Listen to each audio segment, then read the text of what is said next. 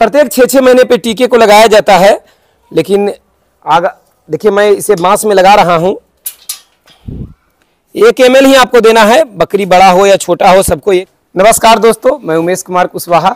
मैं पहले भी कई वीडियो में बोल चुका हूँ कि जो मौसम होगा यानी जो सीजन होगा उसके अनुसार मैं वीडियो बनाऊंगा, ताकि जो नए बकरी पालक हैं या भविष्य में बकरी पालन करने का योजना है उनका, तो उनको हेल्प हो सके, उनको नुकसान से बचाव हो सके।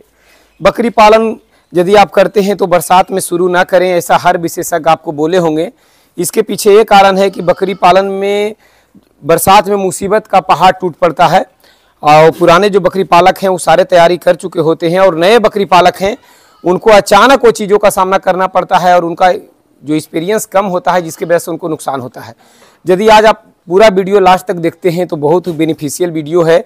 बरसात में जानलेवा बीमारियों से कैसे बचाएं, इस पर मैं डीपली आपको जानकारी दूंगा।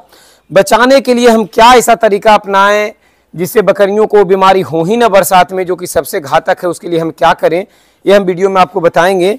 तो वीडियो में बहुत सारे चीज़ें एक्सप्लेन करने होते हैं ताकि वीडियो में बात को आप समझ सकें। देखिए, पहली बात तो बरसात आने से पहले सीजन में ही आप सूखा चारा इकट्ठा करके जरूर रख लें। मेरे पास हरा चारा पर्याप्त मात्रा में है, फिर भी मैंने सूखा चारा इकट्ठा करके रखा है, क्योंकि अगर बारिश लगातार हो रहा हो तो फिर आप हरा चारा लाने जा नहीं सकते, या फिर लगातार अगर भींगा हुआ चारा बकरियों को डायरेक्ट लाए खिला रहे हैं तो ईटी का समस्या हो सकता है, यानी इंट्रोटॉक्सिमिया, पेट फूलकर मरने का बीमारी का संभावना हो सकता है। तो हमने सूखा चारा भी रखा है। तो मौसम खराब है, हालांकि इधर आज सवेरे से बारिश नहीं हुआ, लेकिन पिछले इधर ये 1.5 हफ्ते से लगभग पिछले 1.5 हफ्ते से लगातार इधर बारिश हो रहा है। लेकिन सवेरे 2-4 घंटे के लिए धूप निकला था, जिसके वजह से ऊपर का जो एरिया मैंने जो ईंट बिछा के रखा है वो थोड़ा सा सूखा है, बाकी पीछे के एरिया नमी है। और बरसात के दिनों में नमी के कारण, उमस के कारण बहुत सारे बीमारियों का जमावड़ा हो जाता है बाड़े में, यानी जीवाणु पनप जाते हैं, बैक्टीरिया पनप जाते हैं। बर्तन में नमी रहने के कारण बकरियों को मौहा रोग होने का संभावना रहता है। और सबसे बड़ी बात है एफएमडी बीमारी। एफएमडी बीमारी यानी फूट एंड माउथ डिजीज जो बीमारी है, मुंह पका खुर पका रोग, वो होने का संभावना रहता है। और जो एफएमडी बीमारी है, मुंह और खुर पकने वाला, ये दुनिया का हर पाज करने वाला, यानी दुनिया में जितना भी बकरी जानवर, यानी दुनिया में जितने भी जुगाली करने वाले पशु हैं जो जुगाली करते हैं, उनमें सबसे ज़्यादा पाया जाता है एफएमडी। हालांकि भेड़ों में ये बीमारी बहुत ज़्यादा होता है, लेकिन बकरियों में भी बहुत जल्दी ये बीमारी फैलता है और बहुत तेज़ी से फैलता है। एक बकरी से दूसरे बकरी में ये बीमारी फैलता है। तो यदि आप चाहते हैं कि आपके बाड़े में इस तरीक़ा से बकरियाँ लहलहाते रहे, सीजन कोई भी हो, और बकरी पालन में आप सफलता हासिल करें, तो वैक्सीन ज़रूर लगाएँ। एफएमडी का वैक्सीन वैसे जून जुलाई में लगा देने चाहिए, जून जुलाई के महीने में लगा देने चाहिए, बरसात शुरू होने से पहले लगा देना चाहिए। लेकिन चूंकि वो वैक्सीन को आप 4 माह से कम उम्र के बच्चे, जैसे छोटे छोटे बच्चे हैं, नीचे से अगर आप देख पा रहे होंगे तो देखेंगे कि छोटे छोटे बच्चे हैं जिनका अभी एज 20 से 25 दिन हुए हैं, किसी को 1 महीना भी हुआ है, और कुछ बच्चे 2 से 2.5 महीने के भी हैं, और कुछ बच्चे 4 महीने के भी हो चुके हैं। तो एफएमडी का वैक्सीन आप 4 माह से कम उम्र के बच्चे को लगा नहीं सकते, और गर्भवती बकरी को नहीं लगा सकते। ये बकरी के पेट में अगर 2 महीने के बच्चे हैं तो हम इसे वैक्सीन एफएमडी का नहीं लगा सकते। तो मेरे पास अभी बकरियां लगभग खाली है, यानी सबने बच्चे दे दिए हैं या फिर पठिया तैयार हुई है, तो उसे हमें लगाना है। तो अब आप कहेंगे कि जून जुलाई में आपने क्यों नहीं लगाया, तो मैं लगाता हूँ, लेकिन कुछ बकरियां गाभिन थी और कुछ बच्चे छोटे थे, तो उन्हें तो हम लगा नहीं पाए। लेकिन अब उनका एज हो गया तो उन्हें हमें लगाना है। और जिन बच्चे को एज कम है 4 महीने से, या बकरियां गर्भित है, अगर उसे आप नहीं लगा पा रहे हैं, तो उनके सुरक्षा के लिए कम से कम बरसात में प्रत्येक 15 दिन में एक बार पानी में लाल दवा यानी पोटेशियम परमैंगनेट मिलाकर उनके पैर, मुंह वगैरह को पोंछ दें। इससे एफएमडी नामक बीमारी नहीं होगा। और सबसे अच्छी बात है कि भाई जो इसका एज हो चुका है, यानी कि 4 माह से ऊपर के बच्चे हैं, या कितना भी पुरानी बकरी है, उसे टीका जरूर लगाएं। मैं वैक्सीन लगा के रखता हूं, तो बकरियां स्वस्थ रहती है, मोर्टलिटी का खतरा नहीं होता। हाँ, बकरियां थोड़ा पतली दुबली आपको दिख रही होगी। इधर मैं बोला ना, इधर लगभग 1.5 हफ्ते से लगातार बारिश हो रहा है, तो लगातार अगर बारिश हो तो बकरियां खाती भी कम है, किसान टाइम भी कम दे पाते हैं, मैं रहूँ या कोई रहे। और सबसे बड़ी बात है कि मौसम खराब रहने पे बकरियां लगातार अगर बारिश हो रहा है तो बकरियां उतना नहीं खाती जितना उन्हें खाना चाहिए, है ना। पानी तो बिल्कुल नहीं पीती। अगर बरसात हो रहा है तो अगर आप हरा चारा दिए हैं तो बकरियां पानी तक नहीं पिएगी। तो वैक्सीन जरूर लगा के रखें। और ऐसा यूट्यूब पर मैंने लगभग 700 वीडियो अपलोड किए हैं और हर वीडियो में हमने जानकारी देने का पूरा प्रयास किया है, हमने जान लगा दिया है। हाँ, मेरा वीडियो मसालेदार नहीं होता क्योंकि मैं एक ट्रेनर हूँ, किसान हूँ, तो मैं वीडियो जानकारी वाला बनाऊंगा। और अपने बाड़े में रहकर मैंने कम से कम 700 से ऊपर वीडियो अपलोड किए हैं और हर वीडियो में हमने जानकारी दिया है कि किस तरीक़ा से इन बकरियों को बचाया जाए, किस तरीक़ा से हम वैक्सीन लगाएं। तो आपको सबसे ज़्यादा फोकस मेरे चैनल पे ये करना चाहिए कि ये व्यक्ति जितना दिन से वीडियो बना रहा है, खुद ट्रेनर है और खुद बकरी पालन कर रहा है और खुद इस फील्ड में टिका हुआ है, तो जानकारी के दम पे। तो जानकारी लेने के लिए पिछला 700 वीडियो हमने अपलोड किया है, अगर उसको आप देखते हैं तो बकरी पालन में आपको मैं कहता हूं कि सफल होने से कोई नहीं रोक सकता।